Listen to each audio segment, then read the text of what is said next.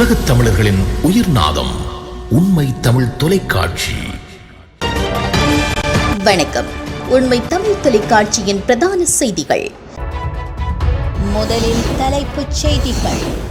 நந்திக்கடல் ஆறு பெருக்கெடுப்பால் வட்டுவாகல் பாலம் மூழ்கியது. தமிழர் பகுதியில் ராணுவ முகாம்களை அகற்றும் அனுரு அரசு எச்சரிக்கும் முன்னாள் எம்பி. இலங்கை போக்குவரத்து சபைக்கு சொந்தமான பேருந்துடன் தனியார் பேருந்து மோதி விபத்து, இரண்டாக பிரிந்தது பேருந்து. டக்ளஸ் தேவானந்தாவின் கட்சியிலிருந்து வெளியேறிய முக்கியஸ்தர். நாடாளுமன்றில் நடந்த சம்பவம், அர்ஜுனா மீது எடுக்கப்பட உள்ள நடவடிக்கை. வீதியில் நடக்கக்கூட முடியாத நிலை, தனக்கு பாதுகாப்பு வழங்குமாறு மன்றாடும் அர்ஜுனா எம்பி. இனி விரிவான செய்திகள். கனமழை காரணமாக முல்லைத்தீவு நந்திக்கடல் ஆறு பெருக்கெடுத்துள்ளமையினால் வட்டுவாகல் பாலம் வெள்ள நீரில் மூழ்கியுள்ளது.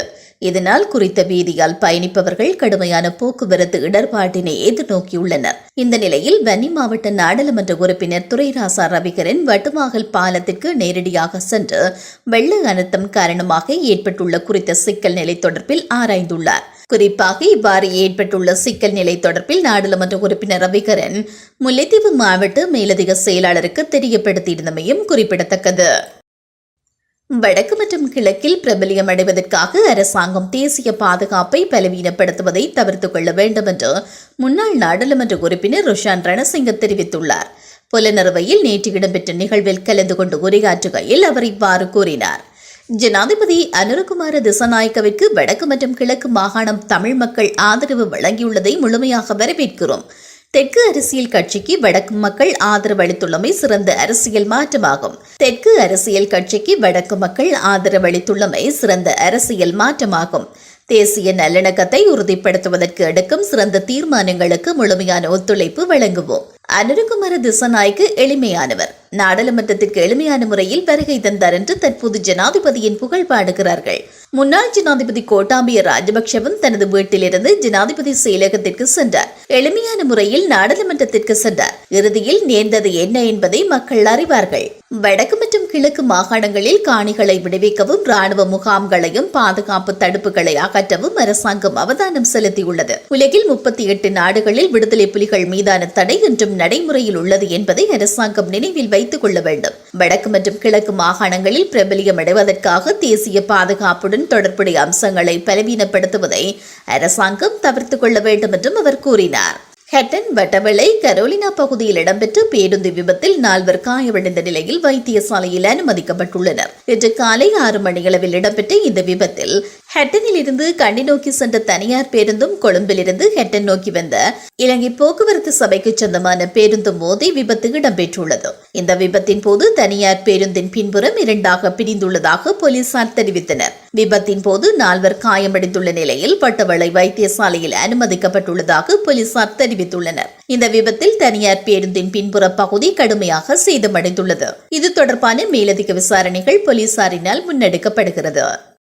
முன்னாள் வன்னி மாவட்ட பாராளுமன்ற உறுப்பினரும் ஈழ மக்கள் ஜனநாயக கட்சியின் வவுனியா நிர்வாக செயலாளருமான குலசிங்கம் திலீபன் கட்சியிலிருந்தும் அதன் அனைத்து பொறுப்புகளிலிருந்தும் வெளியேறுவதாக இன்று அறிவித்துள்ளார்.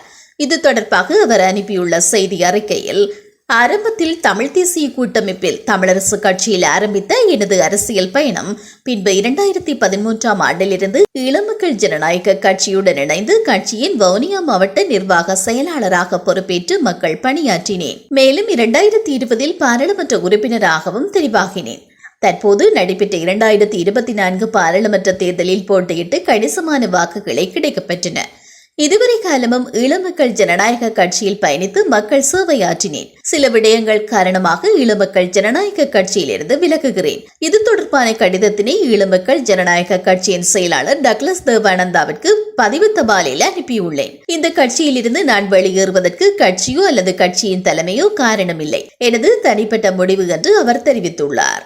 யாழ்ப்பாணம் மாவட்ட நாடாளுமன்ற உறுப்பினர் ராமநாதன் அர்ஜுனாவின் சமூக ஊடக கணக்குகள் ஆய்வு செய்யப்படும் என்று சபாநாயகர் கலாநிதி அசோகரன் வெல தெரிவித்துள்ளார். அத்துடன் அவரது கருத்து தொடர்பில் முறையான விசாரணை நடத்தப்படும் என்றும் குறிப்பிட்டுள்ளார். அஸ்கரி மற்றும் மல்வத்து மகாநாயக்கர்களை நேற்று சந்தித்ததன் பின்னர் ஊடகங்களுக்கு கருத்து தெரிவிக்கும் போது அவர் இவ்வாறு கூறினார். மேலும் நாடாளுமன்றத்தில் சர்ச்சைக்குரிய சம்பவம் இடம்பெற்ற போது சபாநாயகர் ஒருவர் நியமிக்கப்பட்டிருக்கவில்லை, எனவே அது குறித்து கருத்து தெரிவிப்பதற்கு முடியாது என்றும் கூறினார். எனினும் குறித்த சம்பவம் தொடர்பில் முறையான விசாரணைகளின் அடிப்படையில் அடுத்த கட்ட நடவடிக்கை மேற்கொள்ளப்படும் என்றும் சக நாடாளுமன்ற உறுப்பினர்களுடன் இது தொடர்பில் கலந்துரையாடப்படும் என்றும் அவர் குறிப்பிட்டுள்ளார். அதே சமயம் அர்ஜுனா எம்பி கூறிய ஈழம் தொடர்பான கருத்து சத்திய பிரமாணத்துடன் முரண்படுவதாக உள்ளது. எவ்வாறாயினும் சத்திய பிரமாணம் செய்வதற்கு முன்னரே தாம் ஈழம் தொடர்பான கருத்துக்களை முன்வைத்ததாக ராமநாதன் அர்ஜுனா தெரிவித்துள்ளார். அவரது நோக்கம் என்னவென்பது தெரியவில்லை. எனவே அவரது சமூக ஊடக கணக்குகள் ஆராயப்பட்டு அடுத்த கட்ட நடவடிக்கைகள் தொடர்பில் தீர்மானிக்கப்படும் என்றும் அவர் மேலும் தெரிவித்துள்ளார். இந்த நிலையில் யாழ் மாவட்ட நாடாளுமன்ற உறுப்பினர் அர்ஜுனா ராமநாதன் தனக்கு தனிப்பட்ட பாதுகாப்பை வழங்க வேண்டும் என்று வேண்டுகோள் விடுத்துள்ளதாக கூறப்படுகிறது. நாடாளுமன்றத்தின் முதல் அமர்வின் போது தான் நடந்து கொண்ட விதத்திற்கு எதிர்ப்பு வெளியாகியுள்ளதால் தனக்கு தனிப்பட்ட பாதுகாப்பை வழங்க வேண்டும் என்று அவர் வேண்டுகோள் விடுத்துள்ளார். நாடாளுமன்ற ஆசனம் தொடர்பான சம்பவத்தினால் என்னால் வீதியில் நடக்கக்கூட முடியாத நிலைமை காணப்படுகிறது. என்னை பேட்டி கண்டவர்கள் நான் விடுதலை புலிகள் இயக்கத்தை சேர்ந்தவனா என கேள்வி எழுப்பினார்கள். நான் இல்லை என்று பதிலளித்தேன் என்றும் அர்ஜுனா தெரிவித்துள்ளார். எனினும் இரண்டாவது கேள்விக்கான எனது பதிலை அவர்கள் வேண்டுமென்றே தவிர்த்துக் கொண்டுள்ளனர். இதனால் வீதியில் இறங்க முடியாத நிலையில் நான் இருக்கிறேன் என்று அவர் தெரிவித்துள்ளார். எனவே நாடாளுமன்ற சிறப்புரிமையின் கீழ் எனக்கு வழங்கப்படும் பாதுகாப்பை நாடாளுமன்ற அதிகாரிகள் எப்போது வழங்குவார்கள் என்றும் அவர் கேள்வி எழுப்பியுள்ளார். மீண்டும் தலைப்புச் செய்திகள். நந்திக்கடல் ஆறு பெருக்கெடுப்பால் வட்டுவாகல் பாலம் மூழ்கியது.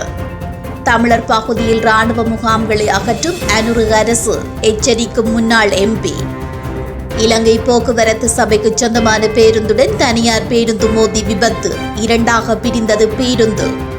டக்ளஸ் தேவானந்தாவின் கட்சியிலிருந்து வெளியேறிய முக்கியஸ்தர். நாடாளுமன்றில் நடந்த சம்பவம், அர்ஜுனா மீது எடுக்கப்பட உள்ள நடவடிக்கை. வீதியில் நடக்கக்கூட முடியாத நிலை, தனக்கு பாதுகாப்பு வழங்குமாறு மன்றாடும் அர்ஜுனா எம்பி. இத்துடன் இந்த செய்திகள் நிறைவடைகின்றன. மேலதிக செய்திகளை தெரிந்து கொள்ள உண்மை தமிழ் தொலைக்காட்சியோடு இணைந்திருங்கள். வணக்கம். உலகத் தமிழர்களின் உயிர்நாதம் உண்மை தமிழ் தொலைக்காட்சி.